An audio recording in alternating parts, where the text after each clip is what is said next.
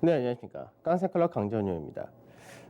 어제 같은 경우는 이제 1900포인트를 다시 하회하는 그런 흐름으로 마감이 되었는데, 장중에는 상당히 많은 종목과 업종들이 강세를 띠는 흐름을 보여줬습니다.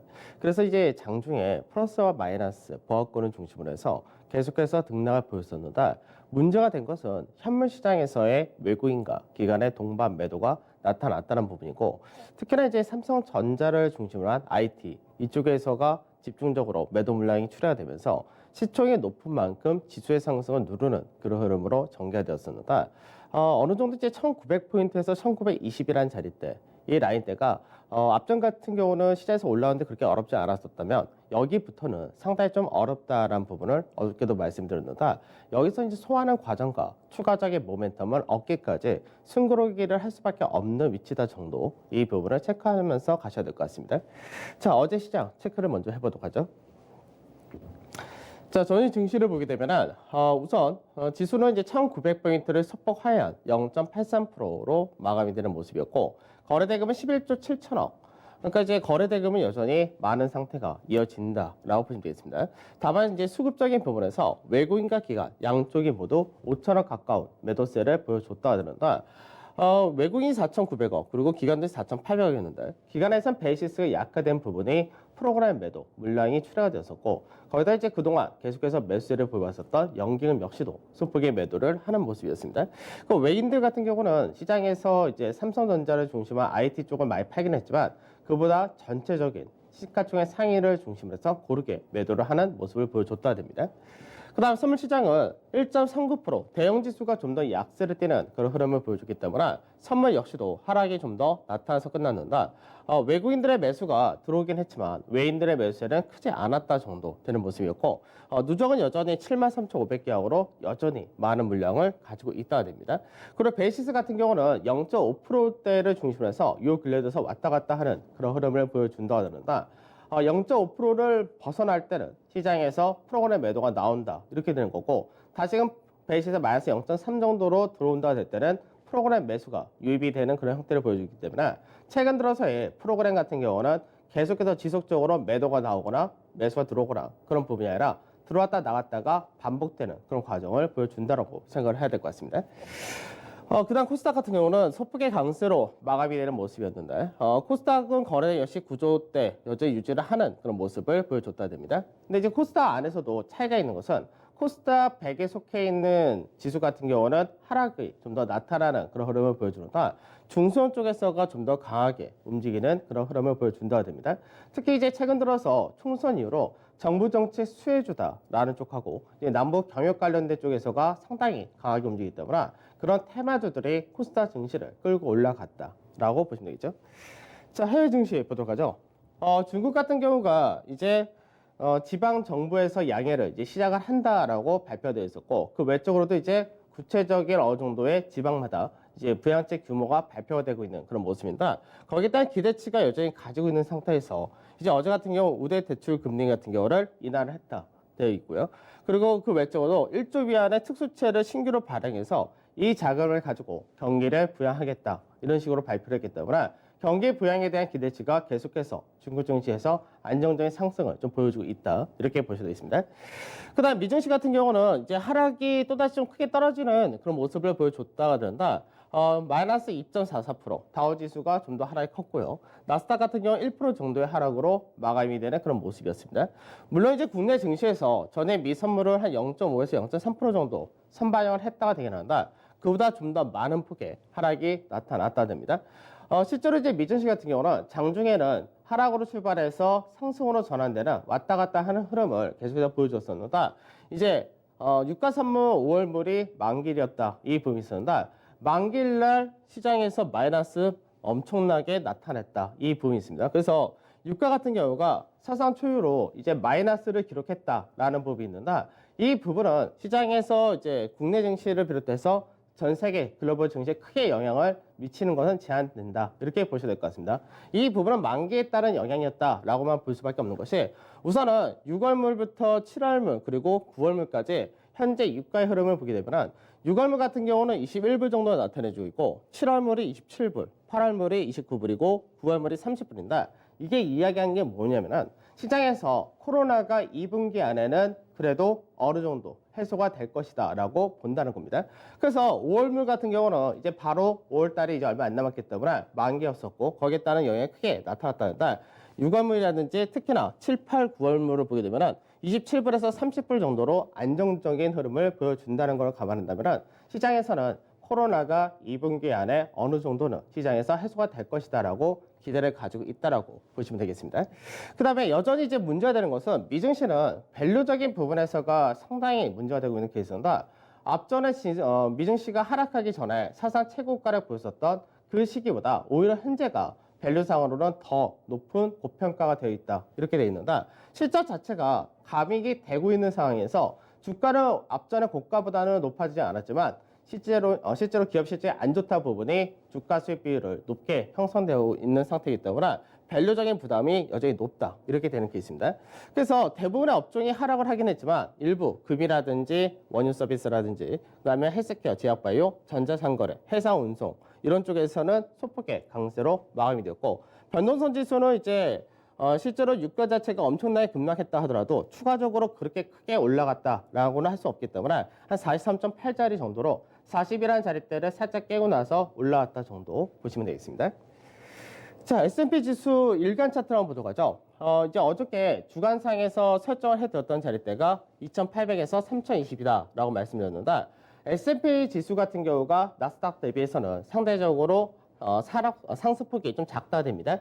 근데 지금 현재 저항을 받았다가 된 자리대가 전체적으로 하락폭 대비해서 61.8%라는 자리대, 이 라인대가 저항을 받았다는데 실제로 이 2875라는 자리대가 저점 대비해서 상승폭, 요 가격대에서 중요한 가격이기도 하지만 앞전에 미증시 자체가 작년도에 시장에서 굉장히 박스권에서 많이 움직였던 가격대 자체가 2700에서 3002포인트였는데 현재 이 중간 마디짜리다라고 보시면 되겠습니다. 그래서 현재는 매물대가 상당히 많은 구간에 진입을 했기 때문에 이 자리대에서는 단기적으로 소화는 당연히 필요하다가 될 것이고 앞서도 말씀드렸듯이 이격 자체가 21선 서서히 올라오고 있는 과정인데 주가가 먼저 올라가다 보니까 현재 이격이 굉장히 좀 많이 벌어져 있는 그런 상태이기 때문에 현재는 이격을 좁히는 과정과 그리고 매물을 소화하는 과정, 이 과정을 역시 계속해서 좀 받아줘야 되는 그런 과정이다라고 보시면 될 것 같습니다. 그래서 실제로 미증시 같은 경우 그렇다고 크게 하락하기에는 자금 자체가 유입이 되기 때문에 크게 하락한다라고는 볼 필요는 없을 것 같고 실제로 또 경제 활동 재개 자체가 다음 달부터 이어진다는 부분에서 어느 정도 현 구간대에서 숨고르기가 이어질 가능성이 상당히 높다 정도 이렇게 체크하시면 될 것 같습니다. 자, 그 다음에 실제로 이제 이번 주가 사실 일정이 좀 의외로 좀 많이 있는 케이스인데 이번 주가 이제 가장 중요한 거는 기업들의 실적 발표, 이 부분이 중요합니다. 그래서 어제 같은 경우 중국에서 대출 우대 금리를 인하를 했다가 됐고요.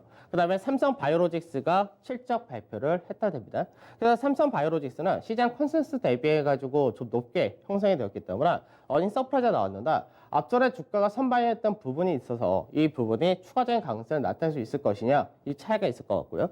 그 다음에 미국에서는 IBM이 실적 발표가 있다라는 부분이고 그 다음에 이제 오늘 같은 경우가 한국 수출입 동향 발표가 있는데 시장이 전년 대비는 당연히 감소를 할 것이다 라고 전망이 되고 있습니다. 그 다음 미국에서가 이제 장 마감한 이후에 넷플릭스와 텍사스 인스트루먼트가 실적 발표를 하는데 둘 다 이제 실적 자체는 별로 안 좋다고 하는데 넷플릭스 같은 경우는 코로나 수혜주다라고 하면서 주가가 많이 올라갔던 케이스라서 차익 실현이 떨어질 가능성이 높다가 될 것이고 그다음에 텍사스 인스트루먼트 같은 경우는 이제 반도체 관련해 가지고 시장에서 실적이 약간 안 좋게 나올 것이고 그리고 향후 전망도 조금 안 좋게 나올 가능성이 높기 때문에 이런 부분이 국내에서의 IT에 대해서 상승을 좀 제한시킬 수밖에 없는 요인으로 작용할 가능성이 높다 이렇게 됩니다.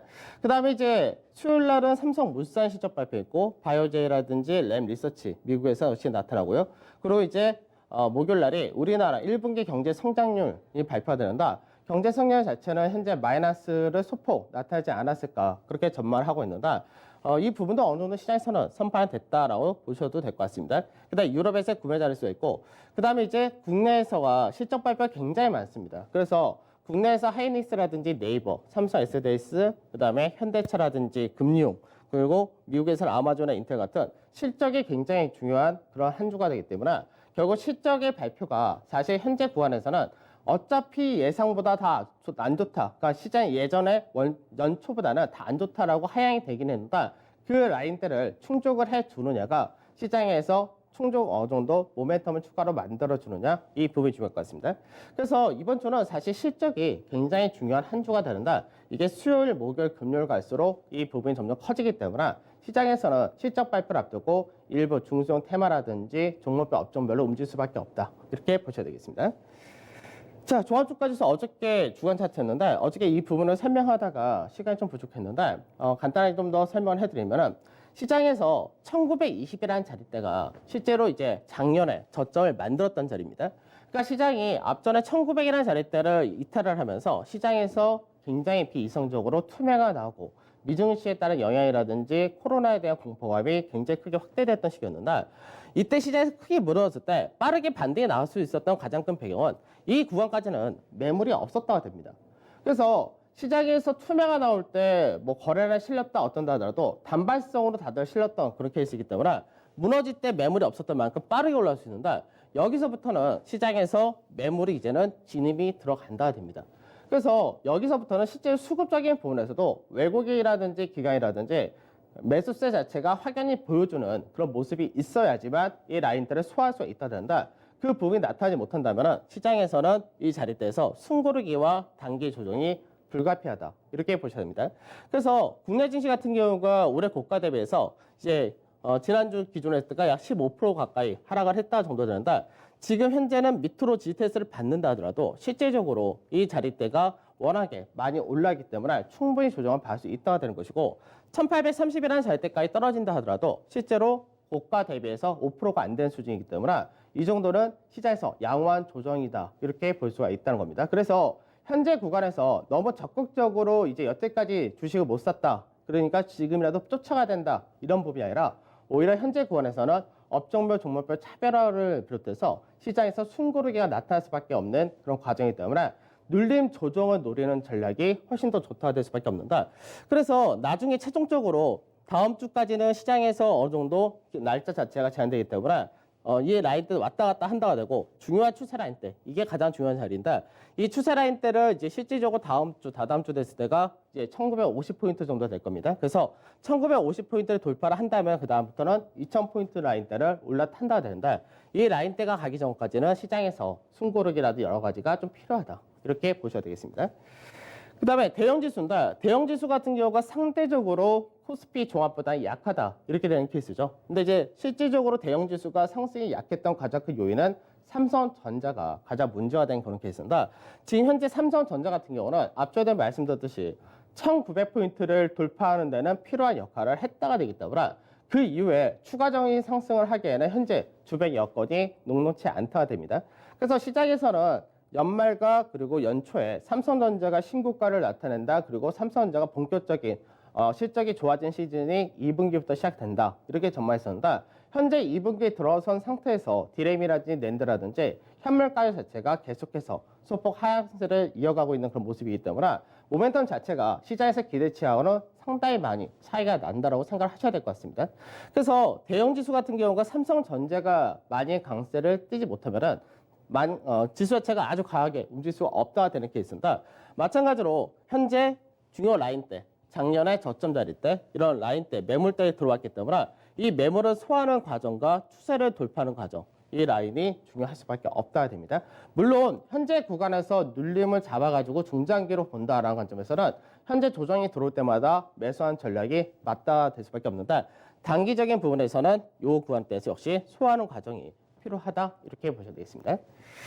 자, 그 다음에 코스닥도 어저께 마찬가지인데 코스닥이 어저께는 소폭의 상승으로 끝나긴 했지만 코스닥을 볼 때는 코스닥 대형이라고 얘기하는 코스닥 100지수와 그리고 코스닥 중소형하고 또 상당한 큰 괴리를 나타낸다 됩니다.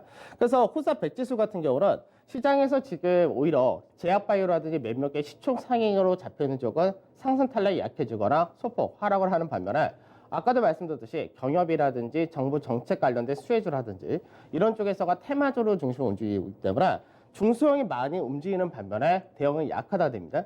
근데 마찬가지로 대형이 강하게 더 움직이지 못한다 되면은 상단 자리에서 저항을 맞고 떨어질 수밖에 없다 되는데 코스닥 같은 경우는 이미 앞전에 하단 자리는 올라탄 그런 상태이고 지금 현재가 이제 가장 매물이 많았던 중간 마디 정도 올라왔다 됩니다. 그래서 상단 자리대를 추가로 상승할 수도 있지만 만약 상승 못하고 조정을 받는다가 될 경우는 조정폭이 좀 더 크다 이렇게 되기 때문에 코스닥이 현재는 올해 고가를 대비했을 때는 약 한 7% 정도 수준으로 빠져 있는 상태이기 때문에 거의 글로벌 증시에서는 가장 강한 증시가 돼 있는 그런 상태입니다.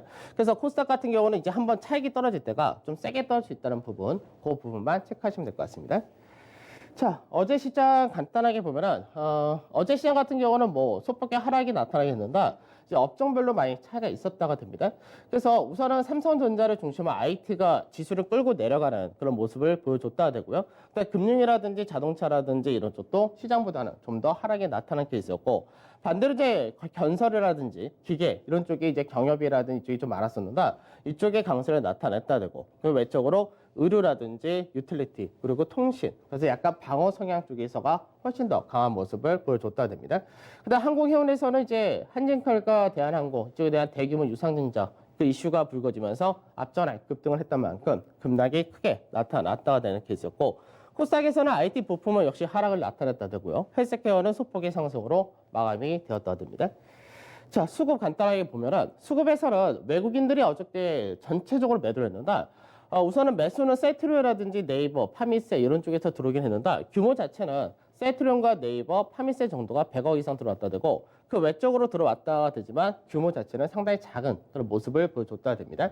그 다음에 매도를 보게 되면 지난주 금요일 날 삼성전자에 대해서 외국인이나 기관이나 대규모의 매수를 보였었는데 가장 매도를 많이 한 것이 하이닉스 실적 발표를 앞두고 하이닉스에 대한 매도가 좀 더 많았고요.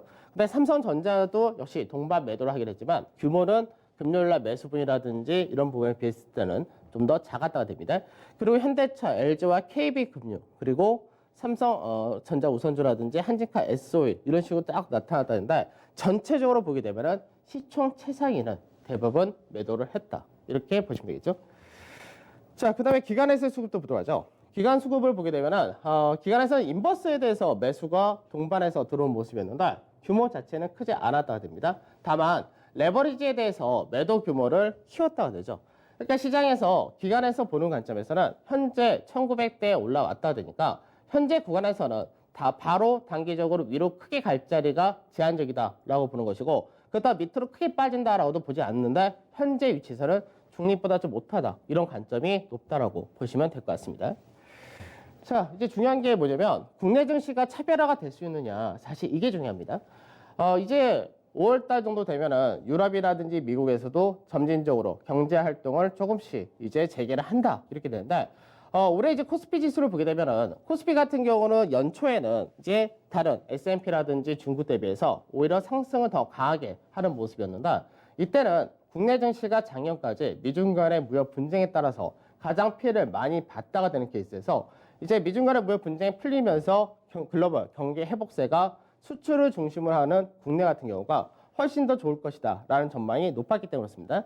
그래서 어느 정도 그때 상대적인 강세에 뛰다가 나중에 코로나가 발생하면서 왔다 갔다 하다가 그리고 결국은 시장에서 미증시가 급락할 때 동반해서 급락하는 모습을 보이는데 미 S&P 지수와 국내 증시가 거의 방향성이라든지 반등 폭이라든지 이 부분이 일치하는 흐름을 보여준다 됩니다. 그래서 지금 보게 되면 연초 대비해서 중국 증시 같은 경우가 가장 하락이 작게 나타난 그런 케이스고 그 다음에 S&P와 국내는 거의 동일하다가 되고 그 다음에 유럽이 가장 많이 떨어져 있다 이렇게 되는데 국내 증시가 이제 중국 증시와 같이 동조해서 갈 수 있느냐 이 부분이 좀 중요하다 정도가 될 것이고 S&P 지수와 국내 증시가 좀 차별화를 해줘야 되는 상황인데 차별화를 어디서 해줘야 되느냐 그 부분이 밸류라든지 기업의 실적 이 부분에서 차별화를 해줘야 됩니다.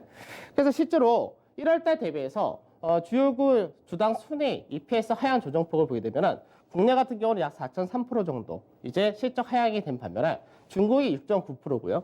미국이라든지 그 외적인 신흥국 평균, 전 세계 평균적으로는 두 자릿수 이상의 큰 폭의 주당 순이익에 대한 전망치 자체가 하향이 되었다. 그러니까 상대적으로 국내 같은 경우가 앞전에 삼성전자가 실적 발표를 하면서 예상치를 상회하는 그런 흐름을 보여줬듯이 시총 상위라든 이런 쪽에서가 어느 정도 안정화된다는 거고 그 다음에 밸류를 보게 되면은 지금 현재 코스피 같은 경우는 밸류가 퍼로 이야기할 때 10% 정도 되는데 미국 같은 경우 현재 뭐 21에서 23%까지 올라가 있는 상태고요. 자산 가치는 0.73배이기 때문에 여전히 코스피 같은 경우가 다른 타 증시 대비해서 여전히 굉장히 밸류메이터가 높다. 이렇게 될 수 있기 때문에 차별화되는지 여부가 상당히 앞으로 중요하다라고 보셔야 될 것 같습니다. 그래서 투자 전략은 뭐 어제와 거의 큰 차이는 없습니다. 그래서 다음 주까지입니다. 5월 일주일차까지 해가지고 지수는 이제 하단 우선 1830 정도까지 열어둔다가 되고 상승이 강하게 나타날 경우는 2000포인트 전후까지가 가능하다 정도. 그다음에 나머지 거의 다 큰 차이는 없고 시장에서 이제 업종별 차별화가 좀 많이 나타날 수밖에 없기 때문에 어제와 마찬가지로 소재 쪽, 철강이라든지 화학, 자동차, 그리고 해상 운송 쪽, 그리고 금융에서 은행, 증권 정도고 기계 쪽에서가 방산이라든지 이런 쪽에 시장에서 실적이나 이런 부분이 여태까지 얘들 이쪽도 마찬가지로 수주 산업이기 때문에 실적에서 큰 차이가 없다는 부분이 괜찮다 정도 보시면 될 것 같습니다. 자, 저는 오늘 여기서 마무리하도록 하고 시장에서 지금 어떻게 보면은 약간 또 불안할 수도 있는데 크게 불안할 것도 없는 시장이고 그렇다고 너무 크게 기대치를 갖고 움직이도 조금 어려운 시장이기 때문에 단기적으로는 그동안 시장에서 급락을 하고 가파르게도 올랐던 만큼 숨고르기를 하는 그런 과정이다 정도 생각하시면 될 것 같습니다. 그럼 저는 내일 찾아뵙도록 하겠습니다. 감사합니다. 네, 오늘 바람이 굉장히 강하게 분다고 합니다. 나가실 때 옷 따뜻하게 입고 나갔다 오시기 바랍니다. 자, 모닝쇼 내일 뵙도록 하겠습니다. 오늘도 성우 투자입니다.